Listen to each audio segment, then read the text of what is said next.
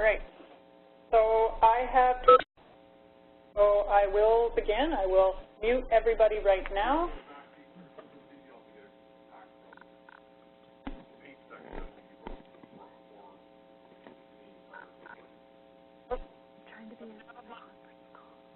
To mute is not working. This is the best day ever. Yeah. So it's star.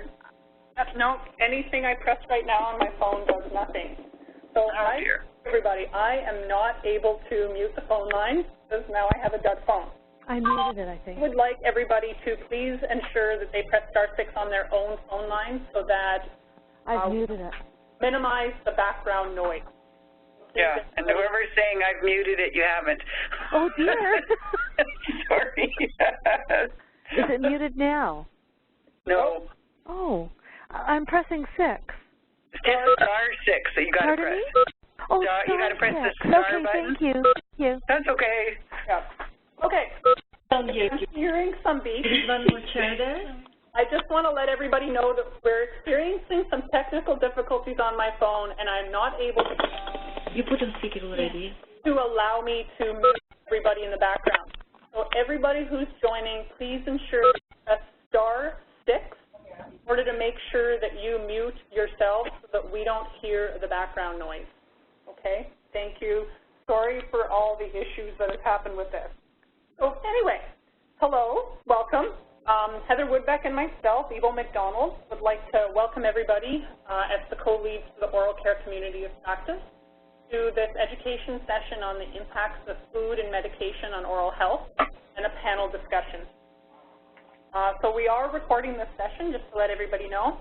And I also wanted to acknowledge right at the beginning that the handouts that were sent, the PowerPoints, did have a few slides that were a little bit messy looking because there's some embedded animation. And I will be clearing those up and sending them out so that you can see all the points on it after this presentation to everybody who registered. So we had, unfortunately, Mark Breton, the pharmacist, was not able to join us today. He let us know about a half hour ago that he's tied up in something and he's not able to attend. So I do want to welcome our distinguished panel members who have graciously agreed to take some time out of their day in order to discuss food and medication and the impact of oral health. So we have a very distinguished panel with a lot of experience in long-term care. Combined, they have over 80 years of experience in long-term care and have all worked within the setting. So again, Mark wasn't able to join us. We do have Karim Dalude, a speech-language pathologist, Andrea Corbett, a dietitian, Tanya Peachman-Faust, dietitian, Anne-Marie Vandera, registered nurse, dental hygienist. Sorry. Katie O'Connor, a personal support worker, joining us today. So welcome our panel members, and thank you very much for being with us. Just really quickly, WebEx features, just another reminder, we're not able to mute the phone lines from my end. My phone is a dud, but if I hang up, I might get rid of everybody, so we're going to continue. So please press star 6, just mute your phone lines to ensure that we're not hearing background noise. So when you're looking at your WebEx screen, if you want to type any questions, put it into the Q&A panel box or in the chat box. It will be monitored throughout this presentation. Thanks, Heather, for doing that. So we will be looking at that and getting back to you if there's any technical difficulties or anything. So in terms of our objectives today, we'd like participants to be able to be familiarized with the roles and responsibilities of each of the professional panel members and understand their interconnected roles in resident oral care or oral health.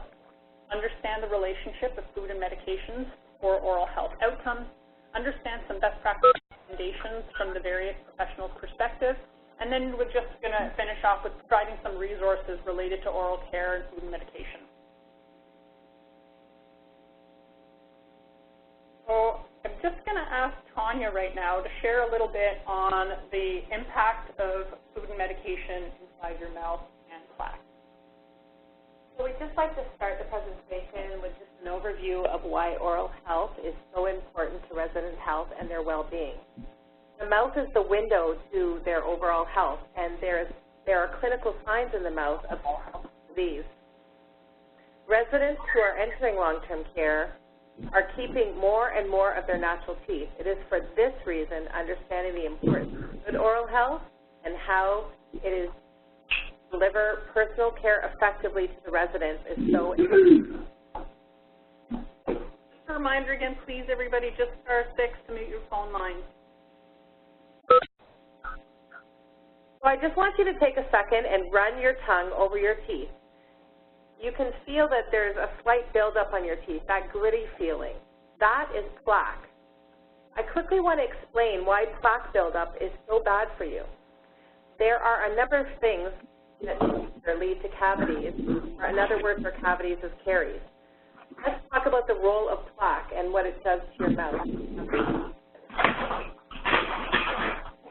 Are you able to mute your phone line, please? It's *6, please.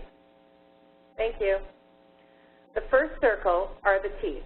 The next circle is about microorganisms or bacteria, which are always inside your mouth, and they're free-floating around in your mouth, and they are unorganized. However, when they start to attach themselves to the surface of your teeth, they're known as plaque. Plaque on your teeth will start to grow and multiply and produce acid, which attack the teeth and cause it to slowly break down over time. Everything that we eat also feeds the bacteria in our mouth. If over time the plaque is not removed, it begins to build up and grow, and the acids it produces starts to break down and demineralize the teeth. Plaque also hardens and becomes harder. This happens because the saliva produces minerals that calcifies or hardens the plaque. This is why frequent brushing is so important. By removing the plaque buildup on the teeth, you're removing one of the causes of Saliva plays a key role in maintaining good oral health. It is our natural defense against acids produced by the plaque. It works to neutralize the acids that result from the presence of plaque in foods. It helps to naturally wash our teeth and keep all the tissues in our mouth moist and healthy. Saliva also is able to buffer and protect the tissues of the mouth against the acids and other irritants in the mouth. And it lubricates, allowing us to talk, to swallow, and to eat more easily. Saliva contains proteins and minerals that have the ability to strengthen any tooth structure that's weak when the mouth is clean and plaque-free. Another ingredient of saliva are enzymes, and these enzymes are able to break down food particles in the teeth, which reduces the risk for cavities.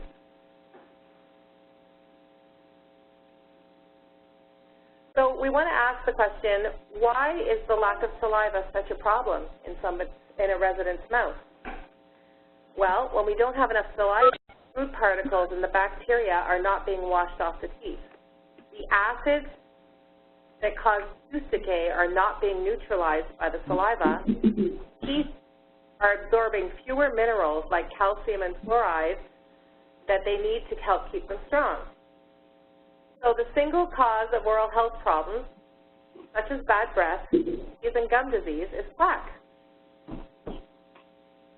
Having poor oral health can have a significant impact on quality of life.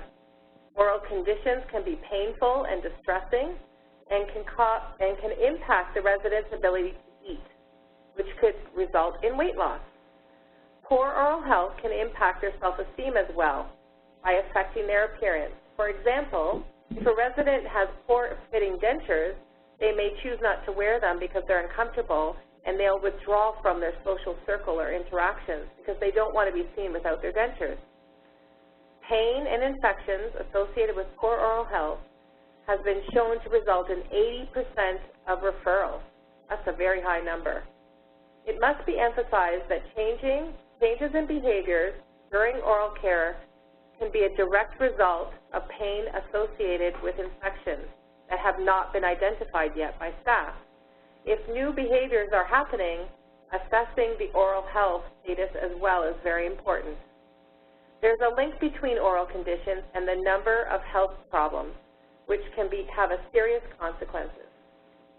As the integrity of the oral tissues is just as important as overall skin integrity in protecting the body from infection, it's not surprising that if this defense barrier is broken due to poor oral health, the bacteria that live in the plaque can enter either through the airway or through the bloodstream and cause serious consequences such as aspiration pneumonia, heart attacks, strokes, poor diabetic blood sugar control, and overall lowered immunity. Residents in long-term care are at a higher risk of oral health problems and related conditions because of their high levels of dependency and dementia.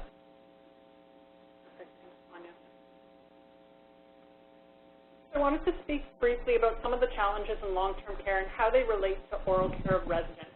The number one issue always is related to workload, which really results in some time constraints, and staff needing to prioritize care for residents as well, especially around residents who are having responsive behaviors.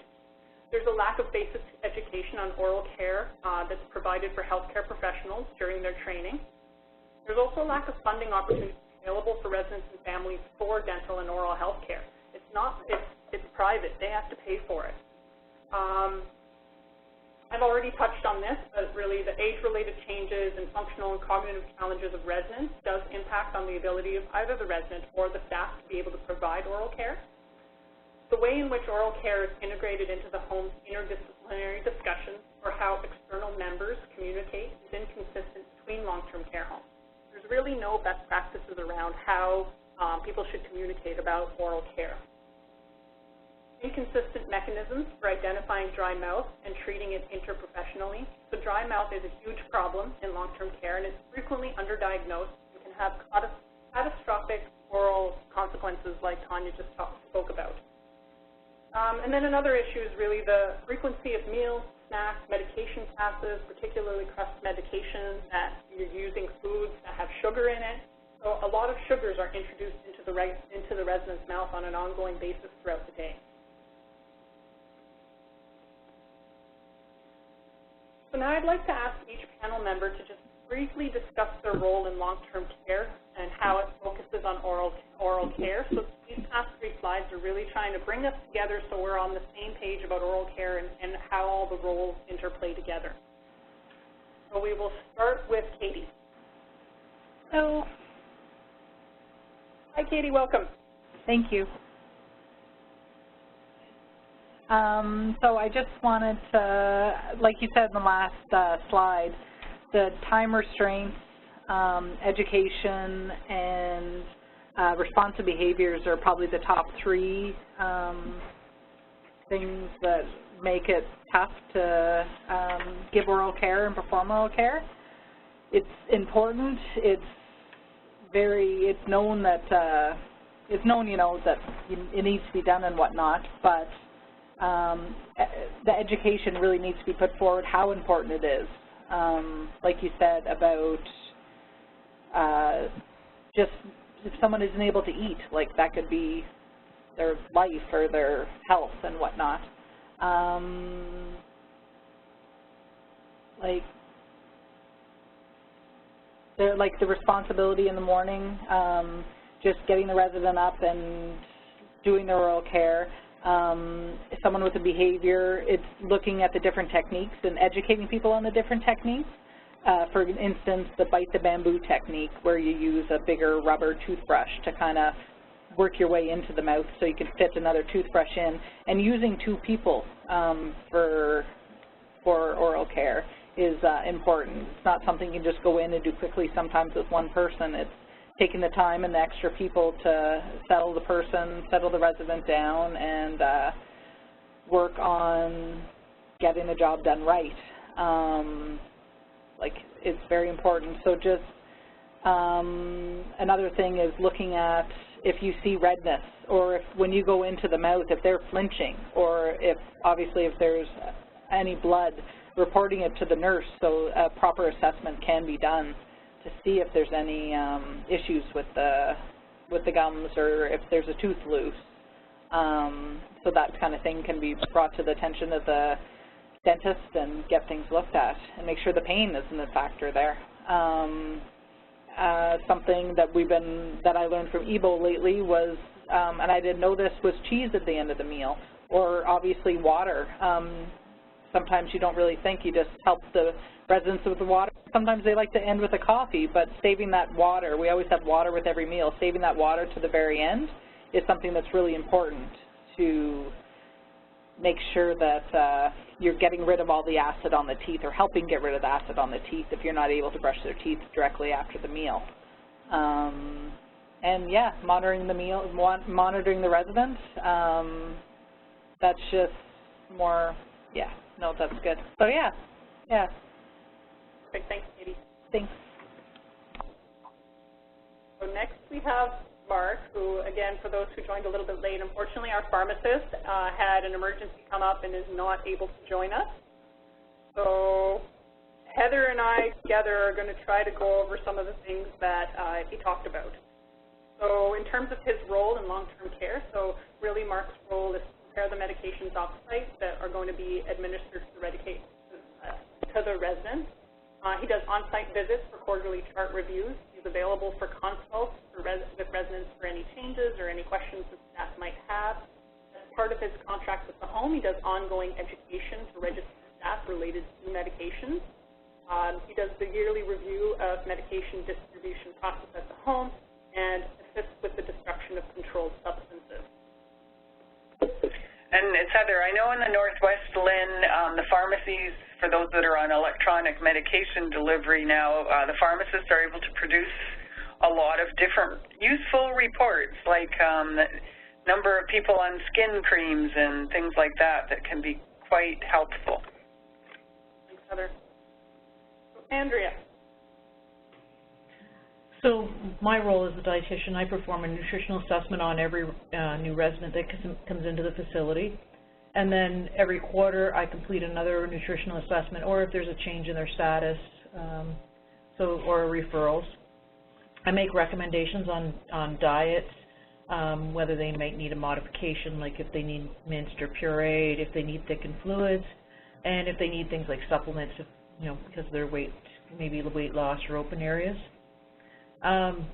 With regard to the dental hygiene, I take a look at people's eating. When I'm looking, I take a look at how their dentures are fitting, looking at their teeth. I speak a lot with the PSWs and the registered staff to ask, what issues they may have with their teeth. And then I also watch for any signs and symptoms of choking or aspiration. So I have a lot of interdisciplinary roles within my role. Thanks, Andrea. You're welcome. Corinne, speech language. Yes, hi, it's Karine. So my role as a speech-language pathologist, I basically go into the residences to assess their swallowing. So I see them usually at lunchtime, but sometimes it can be breakfast as well. So I assess their swallowing capabilities, and which also includes the tongue control and the ability to clear the food out of the mouth. So basically, after a few mouthfuls, I always ask them to open their mouth, say ah, and I make sure that they're not pocketing foods in their cheeks or or in the front of their mouth. And if they are, then basically I ask them to take their, use their tongue and sweep. And we also make sure the presence of the teeth and the denture fit. So if they have a denture and they're never wearing it, that can definitely make a big difference in their ability to swallow and their ability to clear their mouth. And so during the swallowing assessment, then I can make recommendations on the type of food. So the dietitian and I usually work very closely on that, and so I can recommend a change in the food texture, whether it be to minced or pureed, or change in the liquid texture, whether it be honey, nectar, or pudding thick. And then it can also be just a matter of alternating between the liquids and the solids, just to make sure that they clear their mouth very well. And sometimes I also provide some oral motor exercises in order to strengthen the tongue muscles and even the lip muscles to help with that swallowing ability. Thank you. Now we have Anne-Marie. Yes, hello. So part of the role of the nurse is to provide an ongoing resident assessment that's done on admission and then quarterly as well. Update and initiate a care plan with regards to the oral care requirements of the resident, and working with the interdisciplinary team, with the personal support worker, as Katie mentioned, how we work closely together. She'll report to the registered staff if there's any notice of redness or any changes, and likewise, we'll communicate with them from the initial assessment if there's any special care that's required. The registered nurses or the nurses that are passing the meds, that is part of their responsibility. And it sometimes goes a little bit further in that they may not have any issues with swallowing per se, but just basically because of the size of the medications, we may have to communicate with the pharmacist or see if there's a different form of the medication, or we may also have to write on the MARS or have them put it on the MARS that this medication may need to be crushed, and I'm sure we'll discuss more of that later. The rest of our role also includes coordinating interdisciplinary care for the residents, so it's our quarterly assessments and our annual reviews. We get together with the rest of the interdisciplinary team, as well as those such as dentists outside making the referrals and working with the families to address any needs from there. Thank you. Now we have Anya. All right, so we tend to work with the staff at the long-term care to provide oral care to the residents. We are preventive care specialists, so our role is to do our best to prevent oral disease in whatever capacity we can, so that we can reduce the likelihood of having the need for acute care. We connect with the family and other support persons who are in the circle of care for the residents. We'll develop oral treatment planning guides to meet the needs of each resident specifically, so it's very client-centered. And we work with everyone to inform them of the resident's oral health status and to provide recommendations for improvement. We triage out for referrals, so if they need to see a dentist or a denturist, we would certainly help to facilitate that. We speak to the staff and the family, helping them to be able to provide the right tools or to give them tips to support the resident. We could possibly, certainly, provide in-service education sessions to the long-term care home or one-on-one sessions with the staff members as needed to support their oral care skills, and ongoing reevaluation of treatment plans just to make the necessary adjustments as the residents' needs change over time. Thanks, Tanya. This is just a quick little slide to show some of these interrelationships. We have the residents and we have the personal support worker who works really closely with them, and then hand in hand with the registered nurses, they're seeing changes. So all of this back and forth goes back to affect the residents. Then we have the pharmacist that works with the registered nurse as well as with the resident to look at their medications. And we have the dietitian who works with the resident. Well, really the dietitian works with everybody. And then the speech language pathologist and the dietitian obviously work hand in hand to see that there are any issues. Referrals tend to be her or him, the dietitian in general. And so there's a lot of direct connections between people, but then also some not so common connections. And so finally, the dental hygienist who works with the residents, and then as needed, depending on the home, will work with a registered nurse. So when it really came down to the discussions between all the interprofessionals, there seemed to be sort of a focus on the nursing side who communicated together with the pharmacist. Then there's kind of the dental or oral health professionals and oral care, which tends to sort of cluster around the residents, but not really necessarily the other health professionals.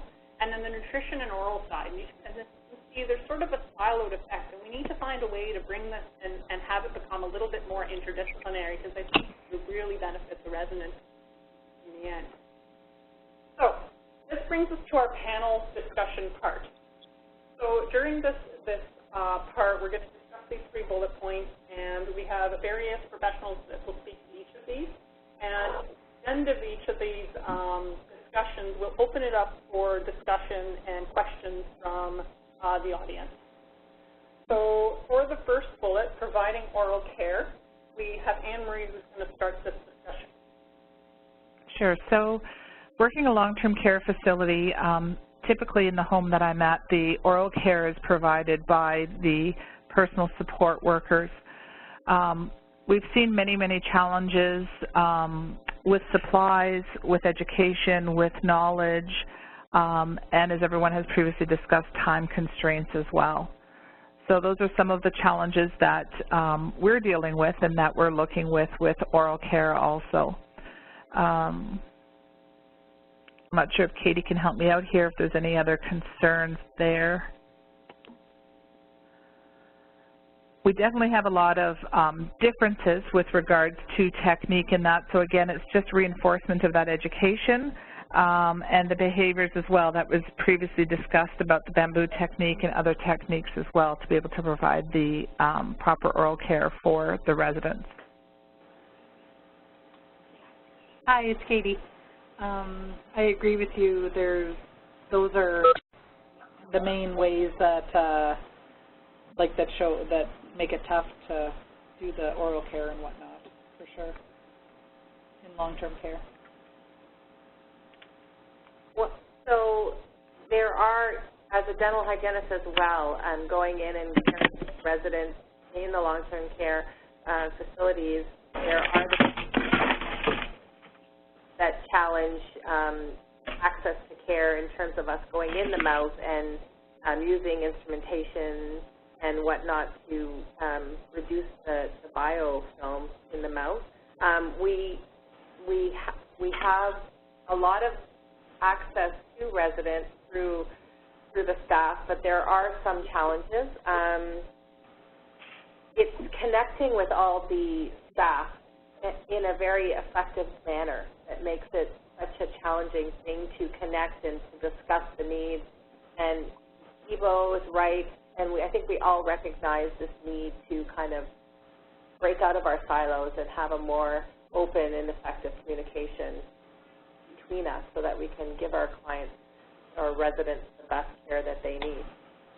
I mean, if you can have your oral care providers become part of the point-click care system, they can put information in there that could support the staff, and this would give it a more interdisciplinary kind of approach to oral care.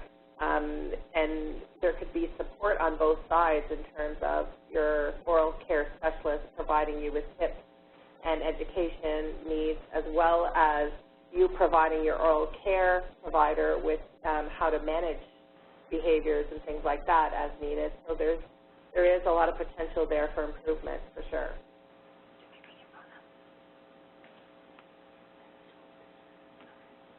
Katie? Yes. Would you mind providing just a little bit of information on the way that you guys deal with oral care and residents with responsive behaviors? For sure, Ivo. We definitely, it's patient by patient. Some people with responsive behaviors work well with 2 people.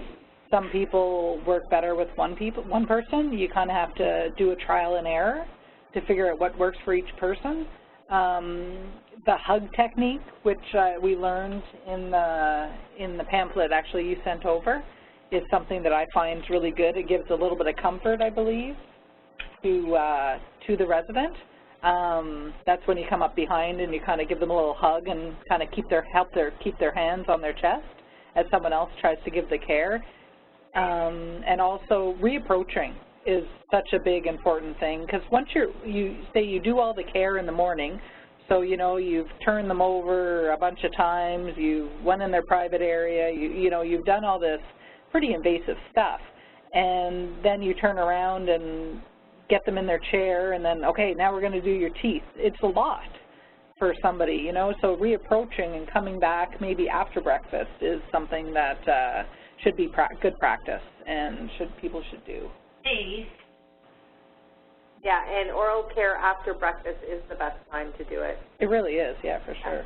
Because you're getting rid of that food and that debris and all the sugars and starches and carbs that are introduced at breakfast time. Pretty cool. Now, your role in the BSO, how does that link to oral care? Well, since I'm on the oral care team here, I'm lucky enough to get education. We had the dental hygienist here and got a lot of education on that day, and from information that you've sent me, I've been able to get education. So when people, when I hear from registered staff that, you know, though they can't get oral care done on this person, I have the time on my BSO days to go down and attempt the oral care and figure out what the best technique is, and then pass on the information to the staff and document it in the BSO book so everybody can learn from that and figure out what works. And again, just reinforcing the reapproach.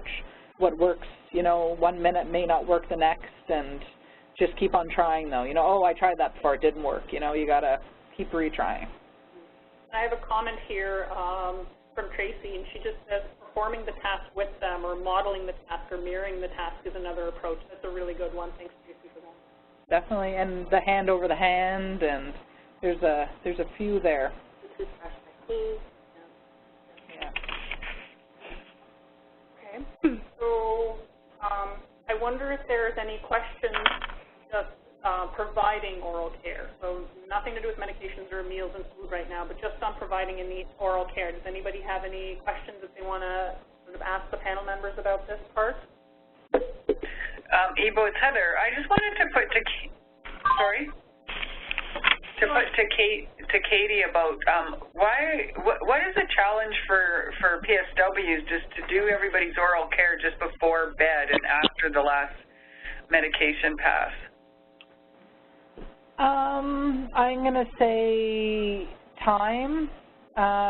Generally in evenings there's less staff, and there's a lot of demand. You know, when it comes about, say there's an activity, everyone goes to music, and then everyone gets back, every single person is ringing to get into bed at the same time. And behaviors after supper, there's sundowning. There's a lot of people, they get tired after a long day. That's when a lot of their more responsive behaviors come out in the evening. It's Anne-Marie, and I'd have to definitely agree with Katie. There's also some residents who go to bed relatively early. Correct. And get up relatively early, and that medication pass might not happen for another hour or two. And for the personal support worker to go back at that time and round and start oral care can definitely be challenging. 100%. Okay, thanks. So, clients being tired and irritable, especially not wanting to take medications, then PSW enters to do oral care and patient is already irritable. Yes, that's a good comment there. Thanks for that. Okay, so we're going to move on then to medication passes, and we were to start with Mark. So Heather's going to stand in for Mark. Yes, so I'm going to tell you right up front that I'm probably a very poor stand-in, but he and I did have a really good discussion because we had asked Mark to talk about alternatives to crushing medication. Crushing happens frequently, and Anne-Marie in a minute is going to tell us exactly how it's done in her setting. But there are a number of pills, particularly the coated drugs, that are do not crush pills, and sometimes one gets into that when you get the pill packs, there can be a do not crush pill in there. And so the challenges arise when the do not crush pills are crushed. And so basically the coating on these pills is to slow down the absorption and make it into a long-acting medication. And so one example he gave me of crushing a coated antihypertensive is that you can increase the falls that the resident has, because the resident is going to get a full dose of antihypertensive into their system, as opposed to this long-acting pill that should sort of sit there in their stomach and slowly release its drug over a period of hours. Another example was a drug that was coated, but it affects the stomach lining, and he had actually had an example of a resident having a bleed in their stomach because the drug was so irritating to the stomach lining, and when it's crushed, then it's not. It becomes even more irritating. One big, when Anne Marie and I had a chat, we talked about calcium. Calcium frequently gets crushed because they're such big pills to take, and a lot of people have trouble swallowing them. So Mark's suggestion for that was to substitute something like Tums.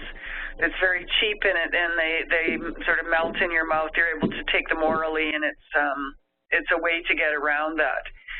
He and I had a chat a little bit about alternative forms of drugs. I don't know, in many communities there's compounding pharmacists, and these are pharmacists who can basically put your drugs into any format that you want. I know in this area I've certainly heard of a lot of jelly bears for kids who can't swallow drugs, for kids who are on have to take their drugs over a long period of time.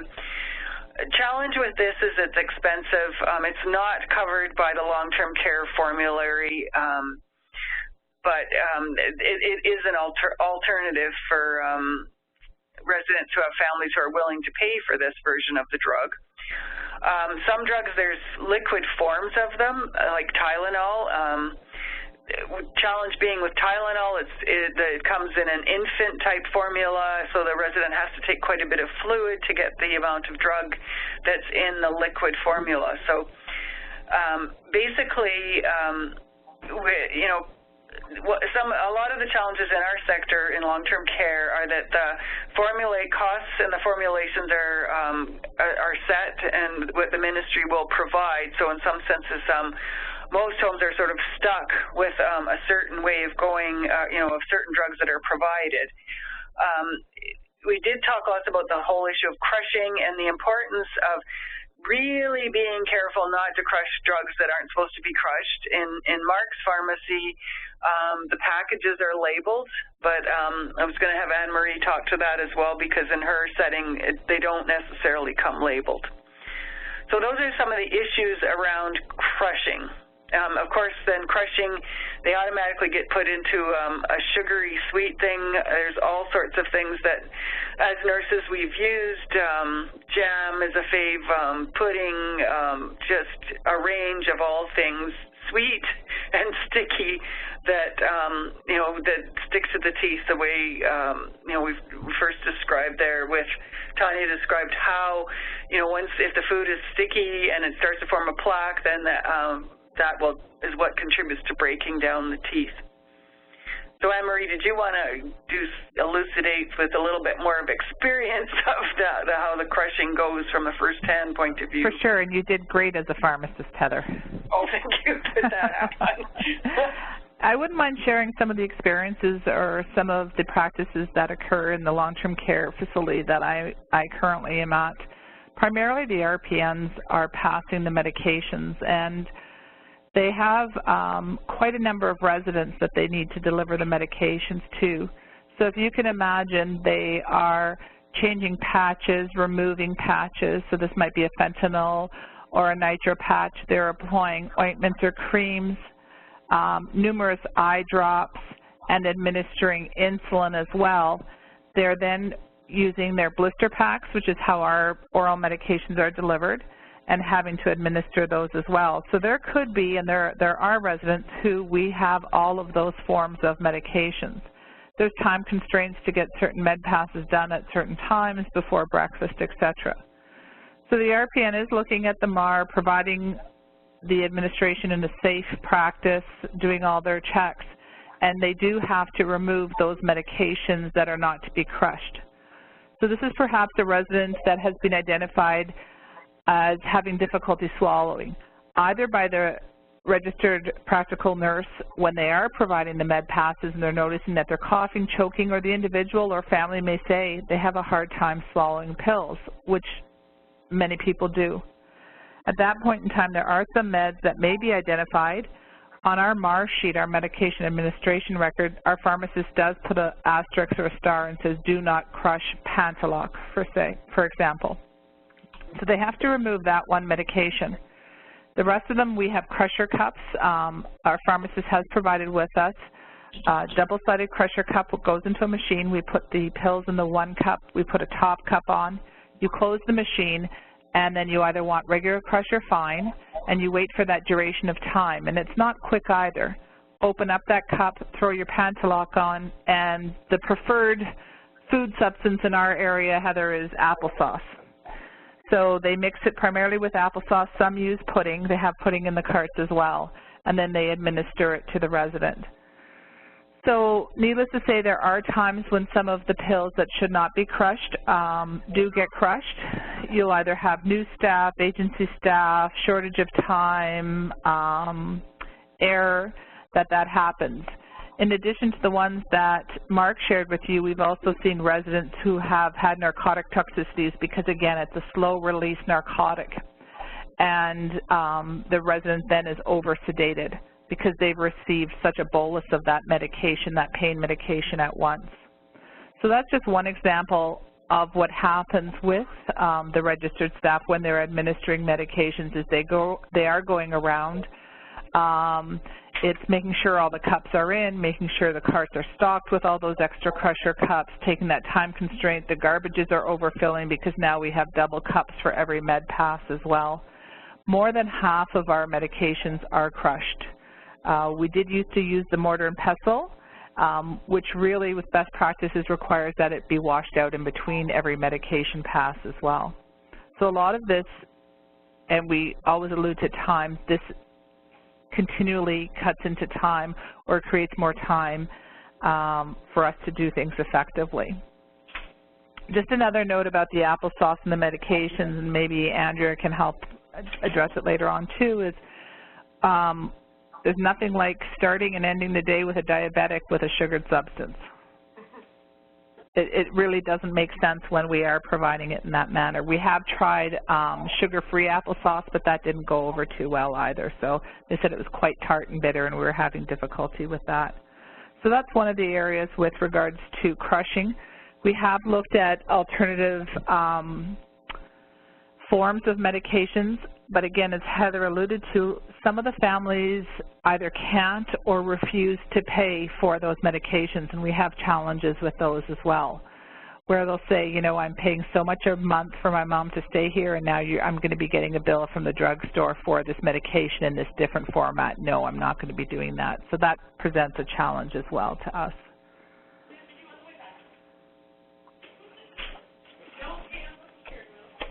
So I keep hearing this challenge of it's really tough. You're struggling every minute of the day with time and how to be more efficient and yet get the job done that you have to do. Correct. I can't imagine how difficult that must be. Yeah, Tracy has made a suggestion, you know, using antacid to prevent acid reflux, and this helps to reduce the acids in the mouth that can break down teeth. Reducing the bacteria in the mouth as well, and having the residents just rinse with water after using their puffers or any antacids they take. Exactly, yeah. You talked about sugarless applesauce.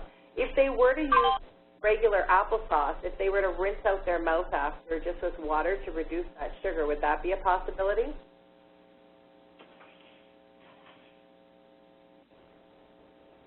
Anybody? I know at the nursing home I work at, this is Andrea, that a lot of the nursing staff will tell me that they have a hard enough time getting the medications into them and then trying to give them a drink of water afterwards. Yep. Almost impossible. Okay.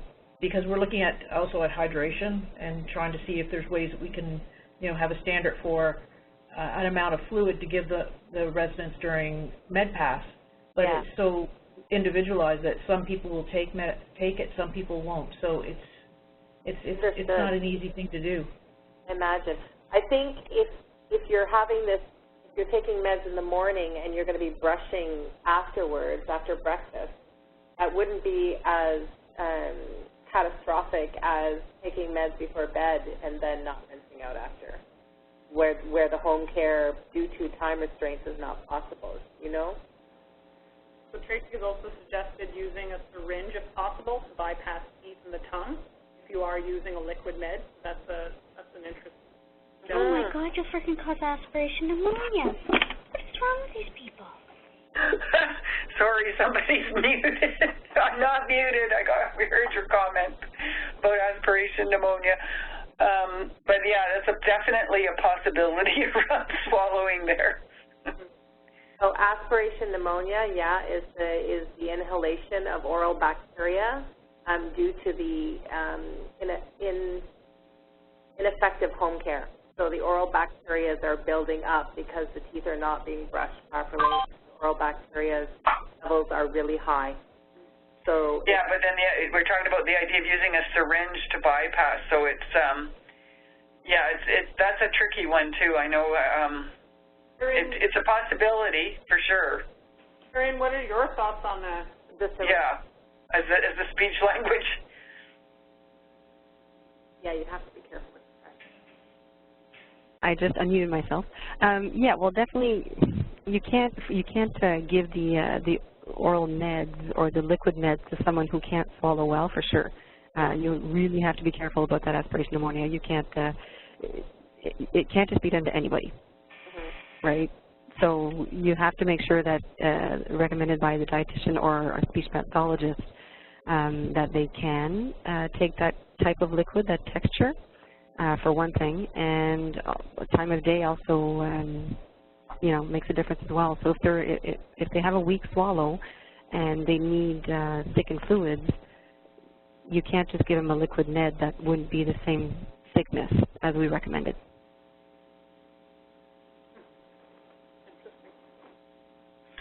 So it's challenging all around with these medications, because on our little chat box question and answer, we've got some really good points being made, about using unsweetened applesauce, but I mean, applesauce apples have natural sugars in them, so you're not exactly getting away from sugar when you're using that. And even puddings and things with different types of sugars in, the pudding still has starch. Maybe Andrea, you could comment on what is the best food to mix medications with that is going to be the least sugary and starchy and things. That's a real hard one, because you have so many, you crush medications and they taste horrible. So you mix them with applesauce and it doesn't always cut it. You have people who need that sweetness to get rid of the bitterness, depending on how that pill tastes once it's crushed. I think the lesser of your evils. So it's Carrie in here. One thing, the pill doesn't have to be crushed necessarily, because it can be put just in the applesauce and therefore it's swallowed more easily. So it doesn't, we're talking about crushing, but not all meds have to be crushed, right? No. They can actually swallow them. The applesauce is also there just to increase the swallowing ability. Yeah. But I think the worst of your evils is probably your applesauce. It has natural sugars in it rather than artificial sugars, which our body can use the natural sugars a bit more effectively than some of these other sugars. So it breaks it down. Again, it comes back to individuals. It's not a black and white answer. Yes, we should use applesauce for everybody. It doesn't necessarily work. No, it's for sure individual. Yeah. Yep. A lot of our staff as well, they'll pull out a milk carton and maybe a cranberry juice carton and provide that when they're passing the pills also. And it's talked about that, maybe only water should be provided when we're passing pills. There was an interesting comment that was just made from Erin, and she says, what about thickening water for oral med administration? Yeah. You can use thickened water for sure for meds. I mean, if you thicken it to let's say a pudding texture, then it's the same thing as using the applesauce or the pudding without having that sugar in it. That's not necessary. So that definitely could be a possibility, yes. And just to that, I think that's a great idea, but just to that, that's going to be one more step and additional time for the staff that are struggling right now. But definitely, I think that's a great idea. A challenge on this part from Tracy, she just says that her patients hate the taste of thickened water and that it's hard to actually thicken it. So you're right, extra steps. But there are some that exist that are already thickened. So you can, but I mean, that's an extra cost for the residents, right? For the residents, for the home. But there are the packages of pre-thickened water. Yeah. So I'm just going to move on to the meals and snacks just in interest of time. And at the end of that, we'll open it up for some discussion. So, Andrew, would you like to talk about a little bit about textures of food, perhaps, maybe, and just food in general? Sure. So, when people are eating, we should be trying to encourage some fluids in between to help clear out the oral cavities. The food is not necessarily sitting there. And again, as we talked about, rinsing with water after meals, snacks, medication passes, which we know sometimes is not always the easiest thing, but it helps, like somebody said earlier, takes away some of the material that may be still remaining in the mouth. Ensure people are wearing their dentures or their partials, that they have all their hearing aids, their glasses, everything that makes mealtime more enjoyable. So if you have somebody who's not, who doesn't have their hearing aids in and can't hear that you're going to, give them their choice and they don't know what they're eating, it may not be as enjoyable. So if the person is enjoying the meal, it makes the swallowing and clearing of the mouth a lot better. Limiting foods with extra sugars. Again, we know that, you see a lot of juice being used at meal times. I know there's a lot of push from the dietitian side saying, we should be offering milk and water, but some of the generations that we have of people that they don't want to drink the milk. They're not people who drank milk as a child, so they're not all of a sudden going to eat it or drink it when they're 80. So encouraging, if they do have the juice, have it with the meal, and then use, like somebody said earlier, water after the meal to help wash away some of the extra material in the mouth. Again, desserts, we have a lot of desserts that, they get a choice between a sweet dessert generally and a fruit dessert. Not everybody wants fruit every day, and it's hard to dissuade people from taking something sweet, because we all know people have sweet tooth. So, maybe making sure that you're using a lot of extra fluids to kind of get that extra high sugar content food out of the mouth before the meal is over. At snack time, again, when they do snack passes, sometimes they're using crystal-based juices, which are very high in sugar. They're not the best thing to use. They don't taste as good as like a natural juice. So you have people that are drinking these high sugar concentrated juices, unless they're maybe diabetic and they're giving them the sugar-free juices. Then you have after the snack pass, so you're not getting people rinsing their mouth with water afterwards. So you're going to have a lot of extra sugar hanging in the mouth after they've done that snack pass. So maybe we have to look at offering a different kind of juice. Like maybe we go back to the natural juices route, which may, yes, again, they have natural sugars in them, but may not be as bad as something that's a high concentration of sugar. Generally for feeding and eating, and as a rule, like making sure people are sitting upright.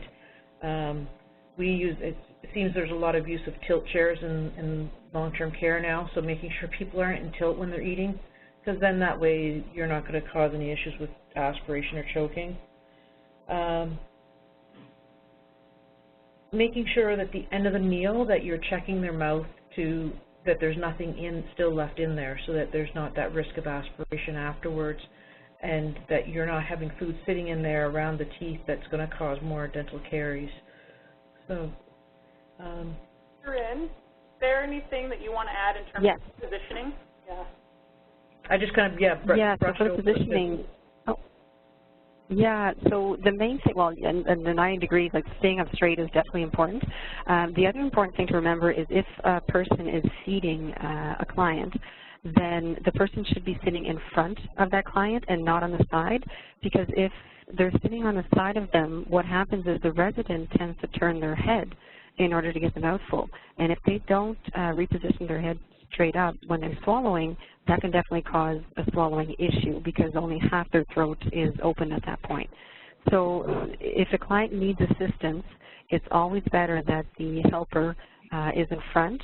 And if it's not possible, because I know some places have really tight spaces, but if it's not possible, then the person should at least reach around and have that, like, not have the client turn their head. The person feeding should actually put their hand, in front of the client and have the spoonful or the mouthful ready to be eaten right in front, so the client doesn't have to turn their head to avoid any other complications with the swallowing. And the distractions, same kind of thing. You want to limit the distractions during meal times, because if the client is listening to, the TV or whatever, or something's going on, and they're not concentrating on clearing their mouth or swallowing correctly, well, then as they turn their head, they could choke, or even they could just leave some stuff in their mouth because they forget to swallow. So, Tanya, from your perspective, from dental hygienist, about meals and snacks. Yeah. So frequency of eating during the day and or drinking plays a big impact on oral health, especially cavity formation.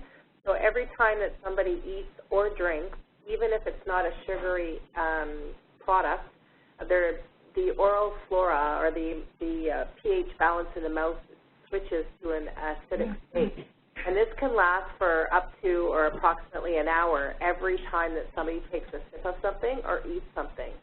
So if you think about a resident and how many times they eat and or drink during the day, every time they do so, for an hour after, their mouth is in an acidic state. So there are tricks that you can do to reduce this acidic time frame. One of them is the cheese trick. So if they have a little piece of cheese, if they're able to, that reduces that acidic time frame by 75%. So if it was to be an hour of acidity in the mouth, it would then be only reduced to about 15 minutes.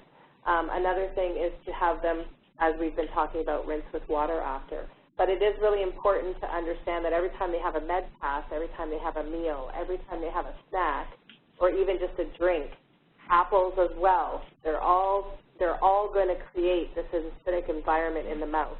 Hard, crunchy veggies do help. Crunchy apples help in that it kind of sloughs the bacteria and the food off of the teeth, but apples do still contain sugar, so we have to remember that.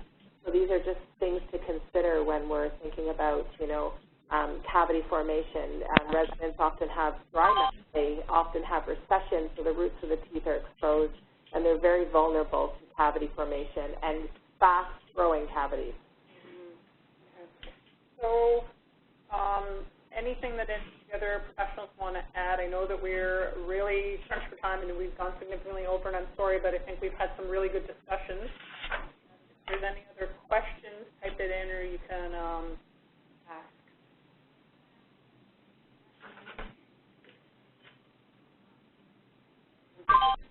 So I'm just going to say that the next 4 slides in the handouts were just really the recommendations I think that we've touched on for the most part. So we won't actually cover these, so I'm just going to bypass these recommendation slides. Then there's a number of resources, and we've provided the link at the end for these resources, so I won't actually go through them now. They're contained on the long-term care, oral care section of the toolkit as well. And so there are some questions and comments here. So do you want to just read them, Tanya, while I'm clicking through? So are you aware of natural baking soda tablets for brushing teeth? I am not. I don't usually recommend brushing the teeth with baking soda. It's kind of abrasive and hard on the tooth structures, so that is something to watch out for. Can you expand on how oral bacteria increases heart disease and stroke? So oral bacteria, if not kept in check, can contribute to the lining of the arteries and just can be a contributory factor to heart disease and stroke, and that the plaque that's found on the inside of arteries actually has been found to contain the same bacteria as you would find in the mouth. So keeping a cleaner mouth will also help to keep heart disease, the risk of heart disease lower, and the risk of stroke also lower. Just quickly, so as part of the oral care community practice, we have the advanced stream starting in January, and then the next education session is on dentures, so denture labeling, fit, and other issues. And I just wanted to acknowledge Tanya has some third-year dental hygiene students that helped to talk with each of the panel members and came up with a base presentation that we then adapted, so I'm thankful for those students. Next upcoming monthly webinars in terms of toolkits that are coming up are also in your handout, so I won't belabor this any longer. So again, if there's any questions, please feel free to ask them now. I'd really like to thank all the panel members for joining us and all the good discussions that we had. I think this was a really great presentation. And thanks, everybody. I put a poll up if anybody would like to know that. Is there anything from you?